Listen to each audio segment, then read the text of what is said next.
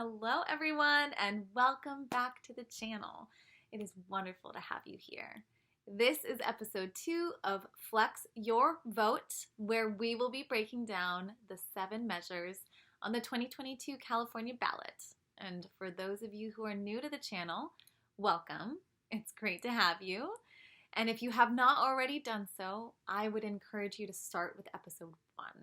In episode 1, I introduce the video series and I provide a very useful context for how measures actually make it onto the California ballot. So, useful launch pad for the rest of this video series. But today, we will be breaking down 2 of our propositions, Propositions 26 and 27.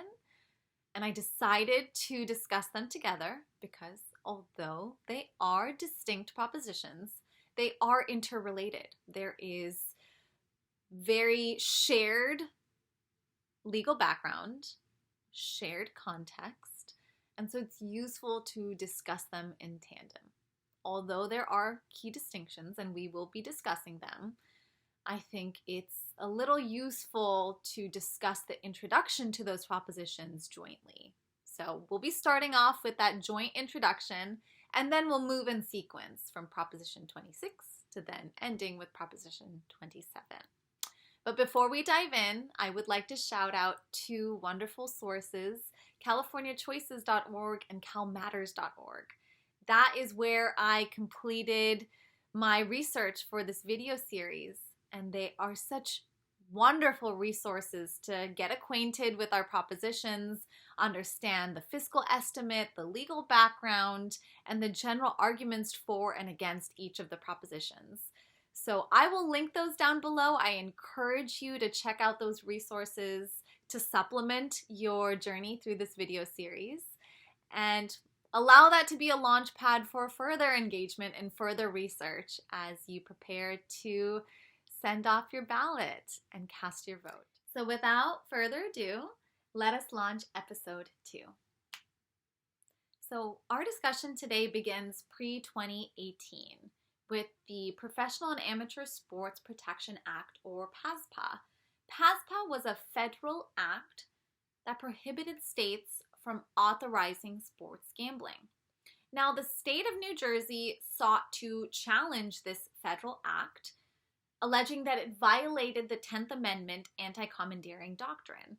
This doctrine states that power is not delegated to the federal government nor prohibited by it to the states are reserved to the states. And this essentially translates to Congress cannot dictate state action. So the state of New Jersey was challenging PASPA as an unconstitutional dictating of state action by Congress because it prohibited states from authorizing sports gambling. So this challenge made its way all the way up to the United States Supreme Court in a case called Murphy versus NCAA, and the Supreme Court actually ruled on this case in 2018, so quite recently. The Supreme Court ruled in favor of the state of New Jersey and thus struck down PASPA for violating the 10th Amendment anti-commandeering doctrine. By striking down PASPA, the United States Supreme Court was effectively suggesting or stating, authorizing states to dictate for themselves whether or not they wish to permit sports gambling. This is why Propositions 26 and 27 have now appeared on our ballots, because Propositions 26 and 27 are joining an onslaught of propositions attempting to legalize sports gambling in states across the country. Now, in California, per the California State Constitution, sports gambling and gambling is effectively illegal. There are 4 caveats, that being the California state lottery system, horse racetracks, card rooms, and tribal casinos. So Propositions 26 and 27 are what are called initiative constitutional amendments, attempting to amend the California state constitution to permit gambling. Proposition 26 is focused on in-person sports gambling and roulette and dice games at tribal casinos. Proposition 27 is focused on online sports and other events gambling, as long as the gambling or the online gambling is operated by a tribal casino or a gambling company working in partnership with the tribal casino. Starting with Proposition 26, there are kind of 4 effects if Proposition 26 is enacted. The first is permitting sports gambling in person at privately owned horse race tracks or tribal casinos. In California, there are currently 4 privately owned horse race tracks. So Proposition 26 would permit individuals who are 21 years of age or older to place in-person bets at a horse race track, and would also require that these horse race tracks pay a 10% tax to the state government. Now, there are certain things that would be prohibited. There is no minors, anyone under the age of 21 would not be permitted to place these bets. And there would be no bets accepted for any sort of high school games or games involving California college sports teams.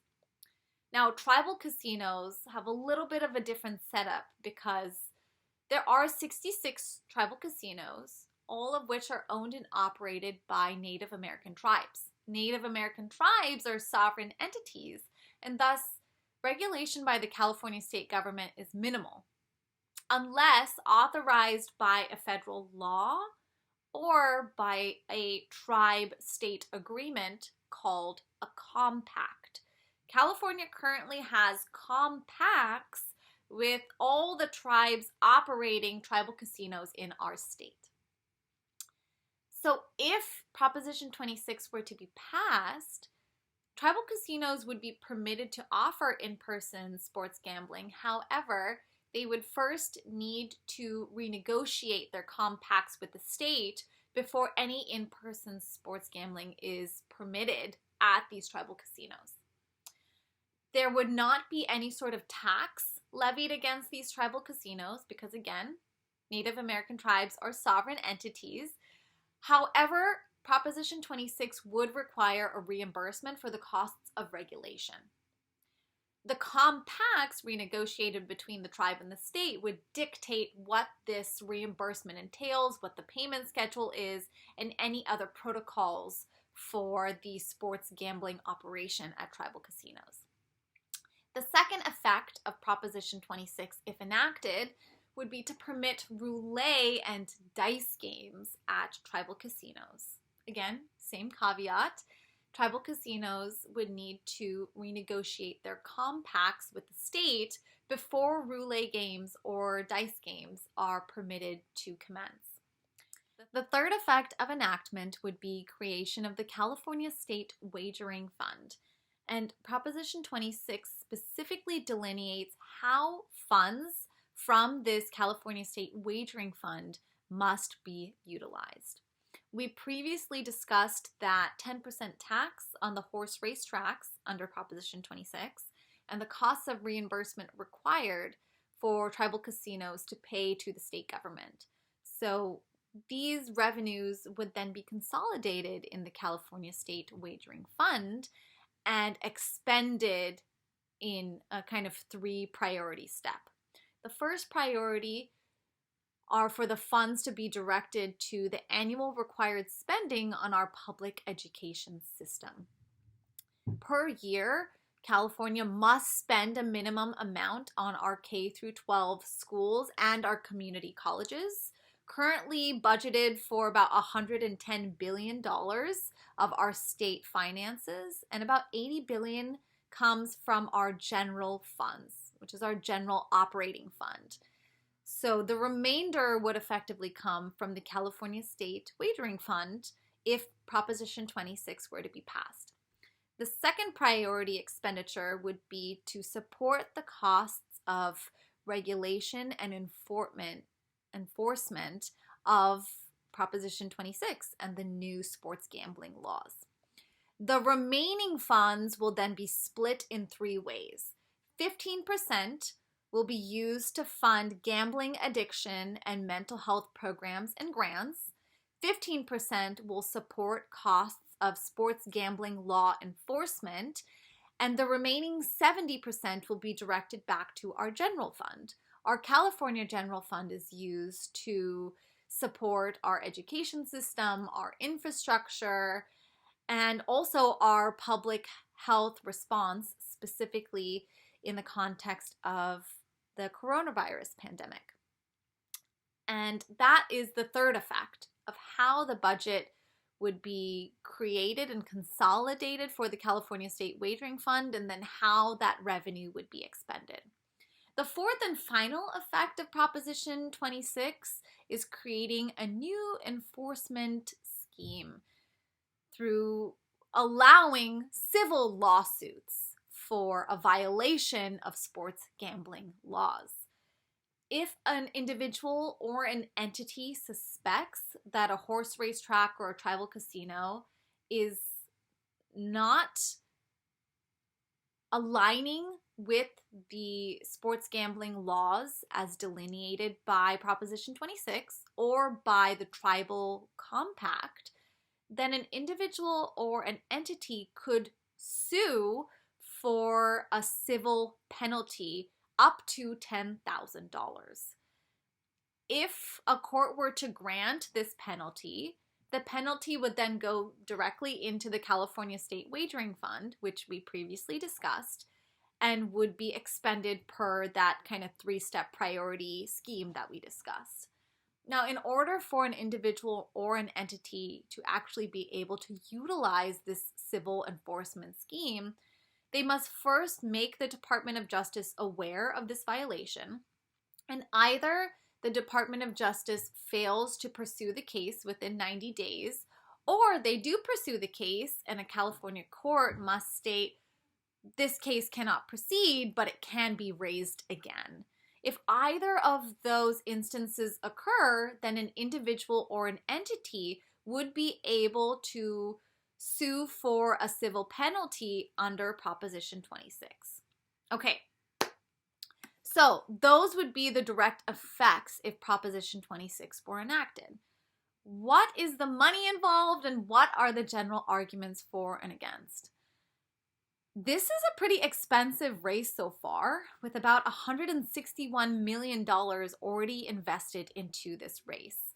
Now, the proponents of Proposition 26 have invested about $118.4 million, while the opponents have raised about $42.6 million and have invested this amount into the race thus far.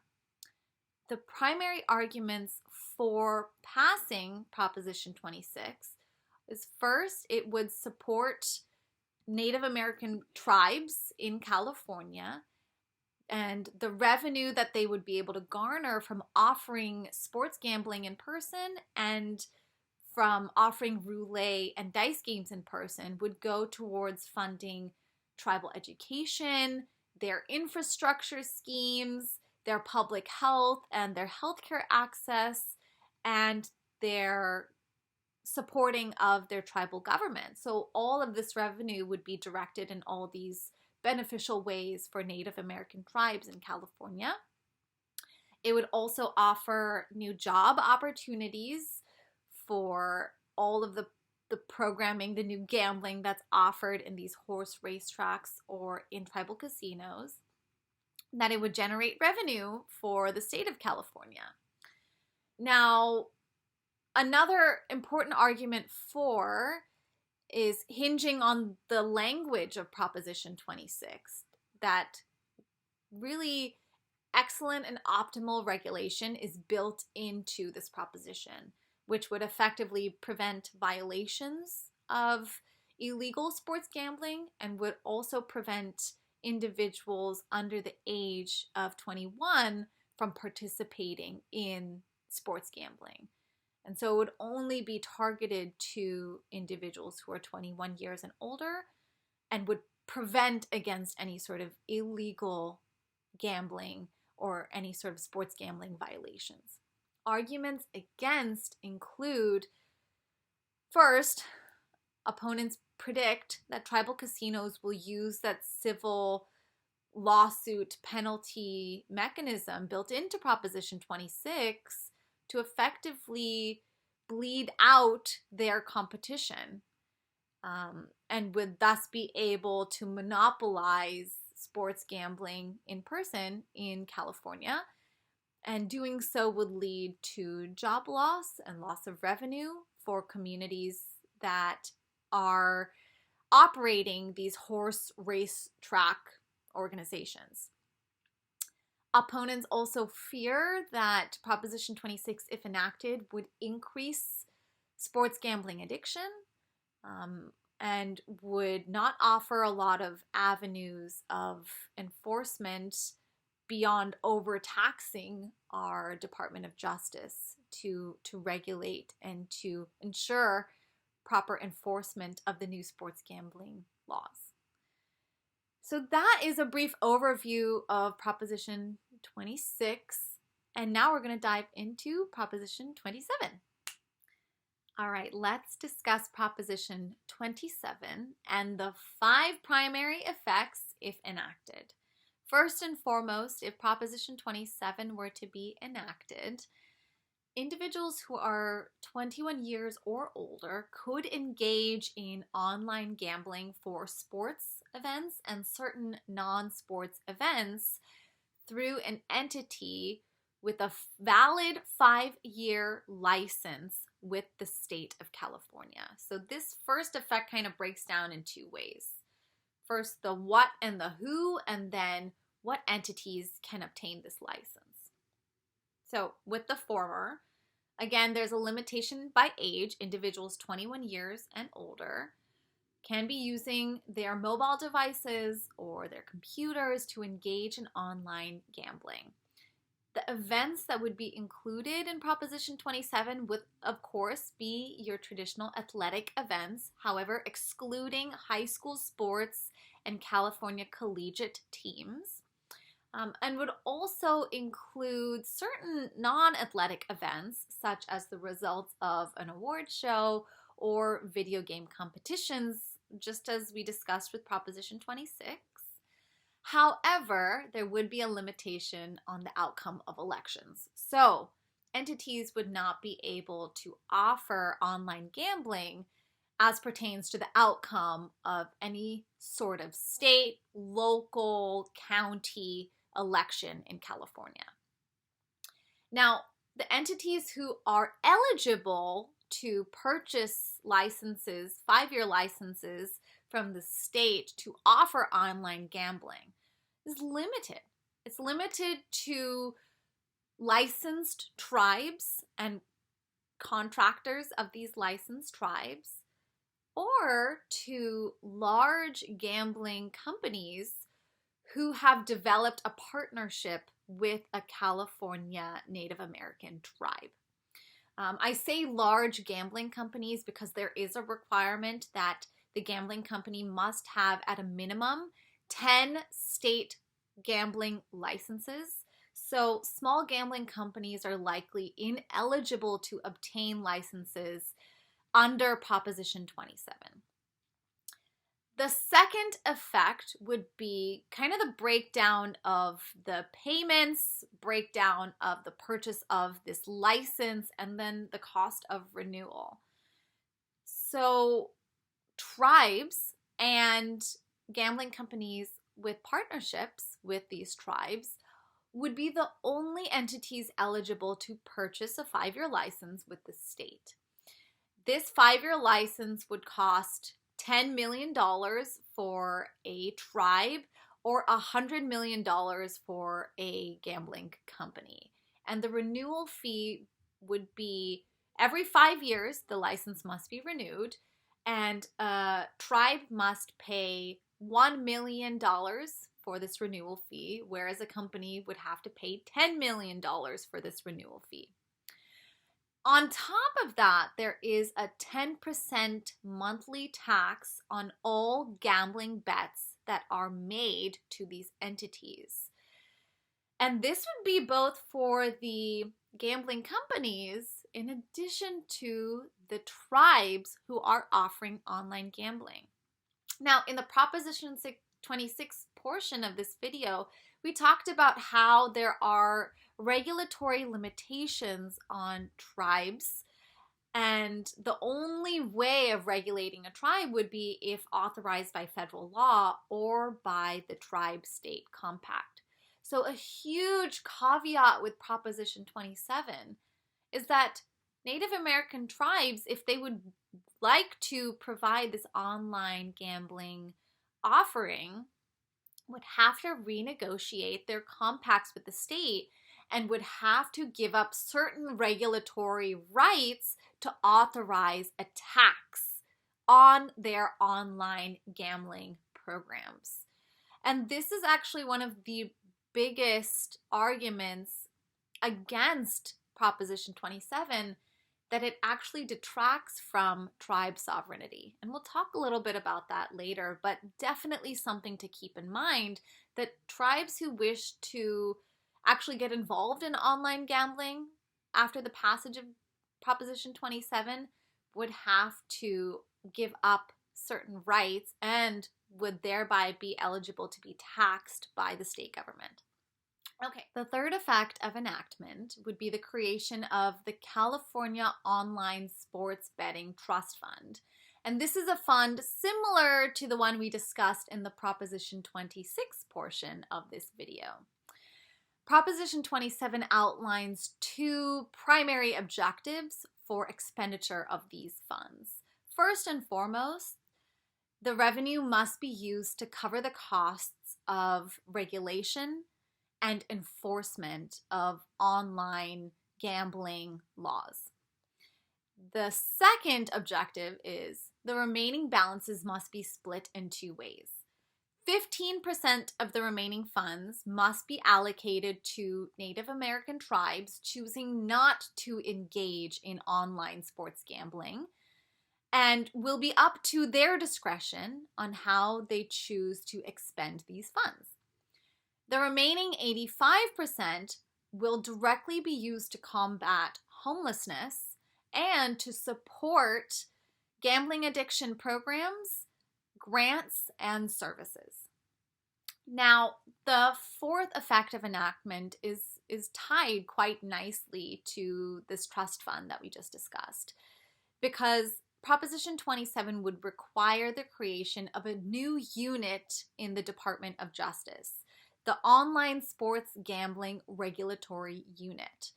And this unit would be tasked with regulating, overseeing, and enforcing this new law, if enacted, and ensuring that gambling companies and tribes who are participating in this online gambling services are following the rules of the compact as negotiated between the tribe and the state, and following the rules that the unit sets for monitoring correct practices, for keeping up with their payment schedule if they're doing a elongated payment plan, for example. And there will also be a 17-member advisory group that is integrated into this unit. And these individuals, this advisory group, will provide recommendations as the delineations in enforcement and regulation are further expanded and further identified by this DOJ unit. Now, the fifth and final effect of enactment would be the creation of new enforcement mechanisms to prevent illegal online gambling. The first would be a penalty levied against any individual who participates in illegal online gambling. So essentially, anyone who chooses to place an online bet with an entity who is not licensed by the state under this proposition, there will be a 15% penalty So the 15% of the amount that they bet, and an additional $1,000 per day fine for any delay in payment. Additionally, the regulatory unit under the Department of Justice would be able to introduce additional enforcement mechanisms. And this could also include requiring illegal gambling organizations to release the names and contact information of individuals who are placing bets illegally. There is some fluidity here in this fifth and final effect for the regulatory unit to come up with new rules and new guideposts to ensure proper enforcement and proper adherence to online gambling laws. Okay, let's talk money, because the funding invested in this race is astounding.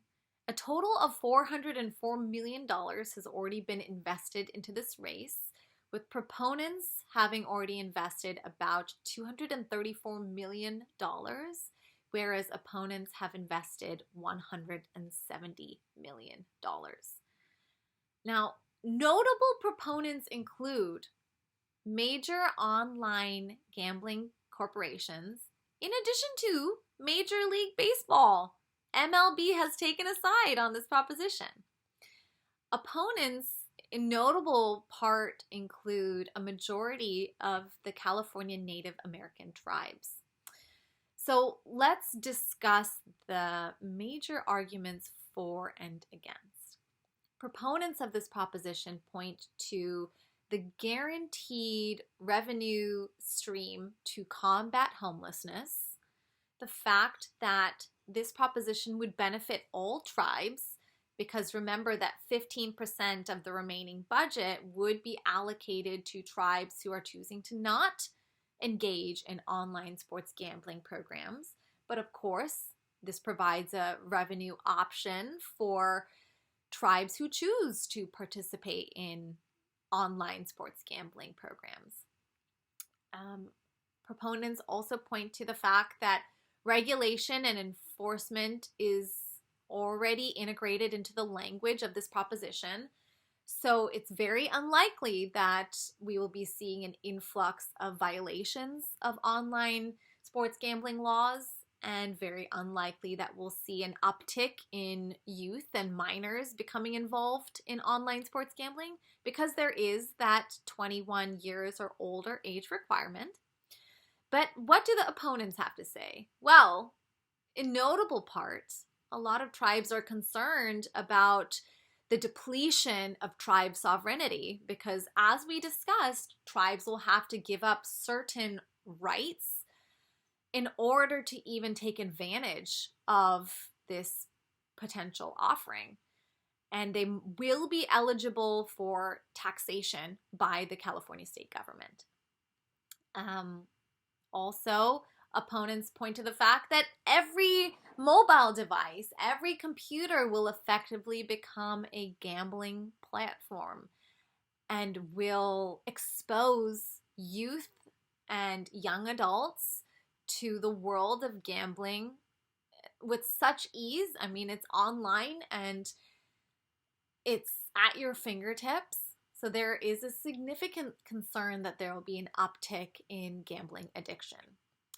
And the final big opposition point is that this will detract from a lot of the business that tribal casinos would be enjoying from in-person gambling and in-person programming, because effectively anyone can participate in gambling through an online platform.